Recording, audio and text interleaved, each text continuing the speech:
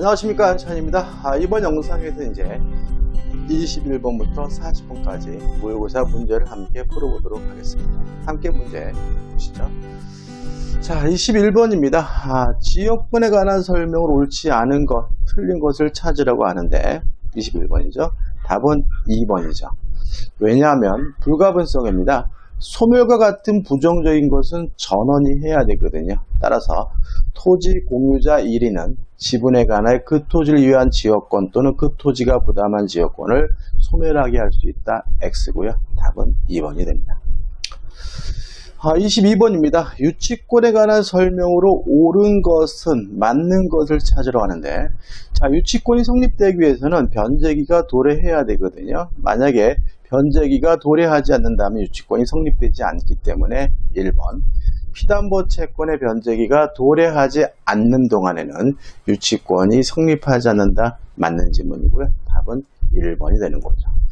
자, 2번은 X입니다.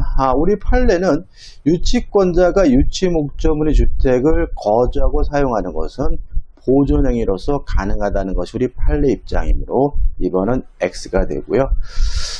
이 3번도 X입니다. 승낙 없이 채무자 소유인 유치물을 타인에게 대여했다면 의무를 위반한 것이니까 채무자가 소멸 청구할 수 있고, 소멸 청구하게 되면 비로소 유치권이 소멸하기 때문에 즉시 유치권을 소멸한다. X죠. 자, 왜냐하면 타인에게 대여하는 것은 점유를 상실한 것이 아니라 간접 점유이기 때문에 그렇죠. 4번도 X입니다. 유치권 행사는 채권 행사가 아니기 때문에 소멸시효를 중단시키지 않고요. 또 유치권은 우선 변제권이 없으므로 5번도 X가 되는 거죠. 23번입니다. X 건물에 대해 A가 1순위 근저당권, B가 2순위 근저당권을 가지고 있다. C가 유치권을 행사하고 있다. 다음 설명이 좀 옳은 거죠. 자, 경매에 있어서 경매에 있어서 권리의 소멸 여부를 판단하는 것은 첫째, 모든 저당권은 무조건 소멸합니다. 따라서 A 권리 소멸하고 B 권리 소멸하는 거죠. 두 번째, 용의권의 소멸 여부는 최우선순위 저당권과 비교하게 되는데 용의권은 없네요. 세 번째, 유치권은 원칙적으로 경매로 소멸되지 않습니다. 따라서 답은 뭐죠? 2번인 거죠. 자, 유치권이 원칙적으로 소멸되지 않기 때문에 A가 경매 신청을 하여 D가 경락받아 새 소유자가 된 경우 C가 D에게 X건물 반환을 거부할 수 있다. 맞는 질문이고, 물론 예외는 있습니다. 만약에 경매 개시 결정 등기 후에 유치권이 성립됐다면 경락인에게 대항할 수는 없다라는 예외는 있지만 원칙적으로 경매가 되더라도 유치권 소멸되지 않는다는 거 기억해 두시기 바랍니다. 답은 2번이죠. 자, 24번입니다. 저당권에 관한 설명으로 옳지 않은 것. 2번이 답이에요. 이건 이제 올해 주택관리사 시험 문제인데, 자, 일단 저당권자는 과실수취권이 없고 과실수취하려면 목적물을 압류를 해야 돼요. 근데 문제는 제3취득자가 있단 말이죠. 이런 경우에는 그 압류한 사실을 제3취득자에게 통지해야지만 압류를 가지고 대항할 수 있다는 것이 우리 민법의 태도예요. 다시 말씀드릴까요? 출제 가능성이 또 있습니다. 올해 공유 중입니다. 자, 저당권자가 과실수취하기 위해서는 압류를 해야 되는데 그 압류를 가지고 제3취득자에게 대항하기 위해서는 압류했다는 사실을 통지해 줘야 한다. 꼭 기억해 두시기 바라고요. 2번. 저당 목적물이 제3자에게 양도된 후 저당권자가 저당 목적물을 압류만 하더라도 그 목적물의 과실이 관하여 제3취득자에게 대항할 수 있다. X. 압류했다는 사실을 통지해야지만 제3취득자에게 대항할 수 있다는 거 꼭 기억해 두시기 바랍니다. 25번입니다. 전세권에 관한 설명 옳은 것을 모두 고르라고 하네요. 기억은 X입니다. 왜냐하면 전세권의 객체는 부동산이죠. 토지일 수도 있고 건물일 수도 있어요. 따라서 니은 디귿이 옳기 때문에 답은 뭐죠? 4번이 되는 거죠. 26번입니다. 민법이 규정하고 있는 전형계약이 아닌 것은이죠. 이렇게도 올해 시험에 나왔네요. 1번 부당이득이죠. 자, 부당이득은 계약이 아니라 뭐죠? 사건입니다. 사건. 그죠? 기억나시죠, 여러분들? 답은 1번입니다. 27번입니다. 계약의 성립에 관한 설명 옳지 않은 것을 찾으라고 하네요. 아주 쉽죠? 자, 계약이 성립되는 것은 원칙적으로 승낙의 통지를 발신했을 때죠.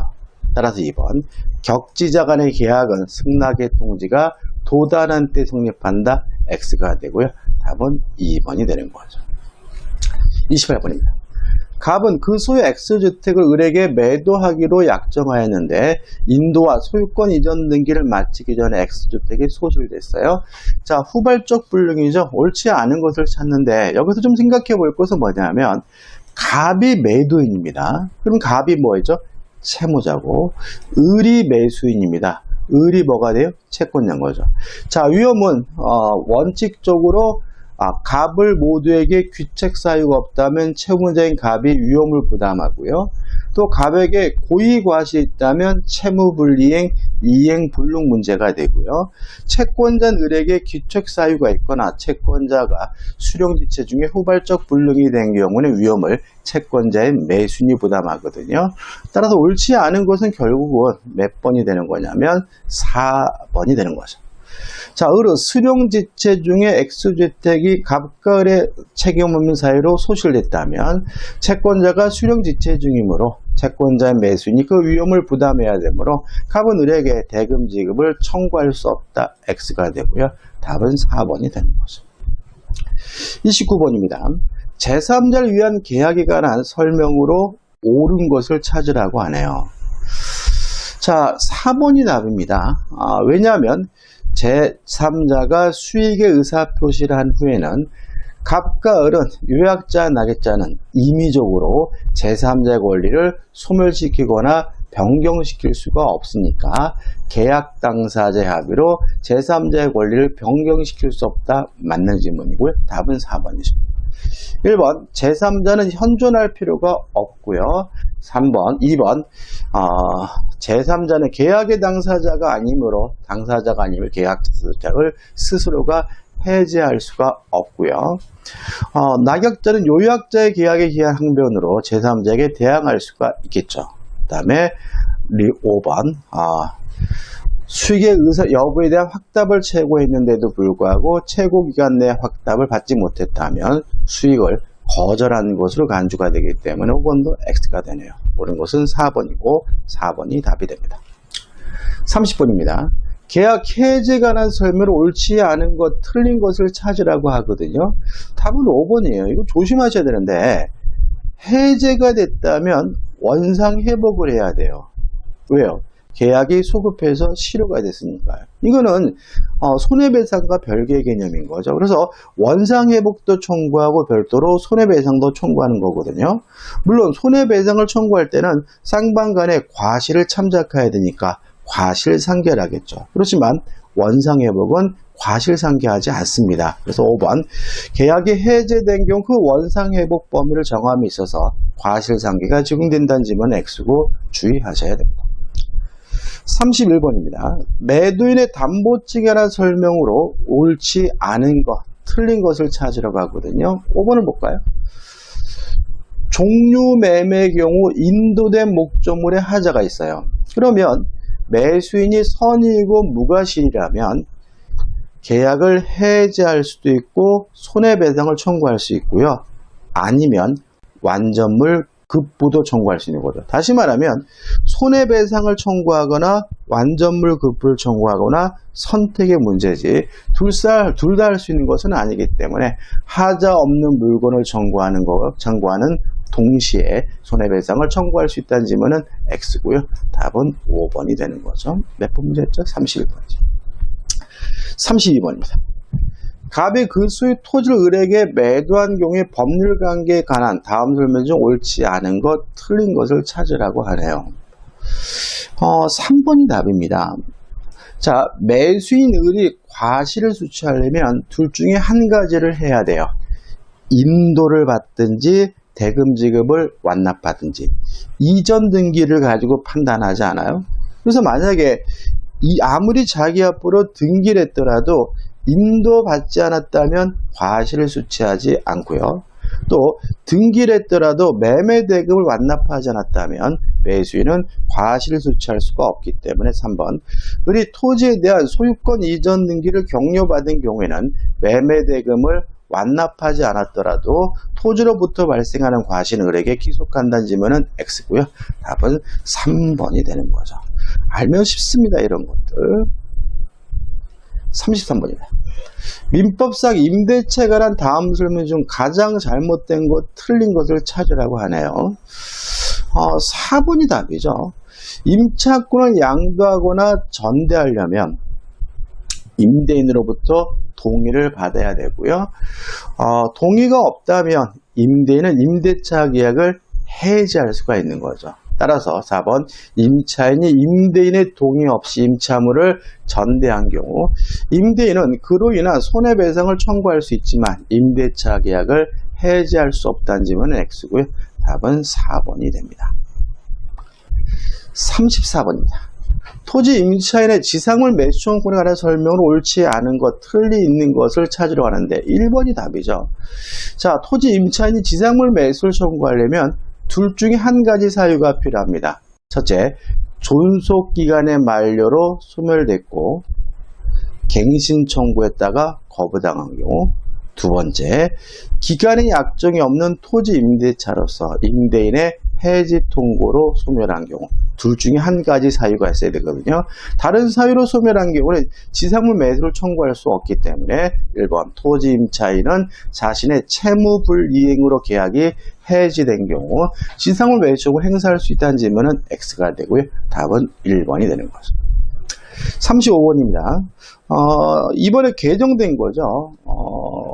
작년에 개정돼 가지고 작년 12월부터 시행되고 있는데 법정갱신 요건이 6월부터 1월이 아니라 2월로 개정이 됐어요. 그러니까 2월로 그러니까 작년 시험 볼 때까지 1월이었겠죠. 근데 이제는 뭐예요? 2월이에요.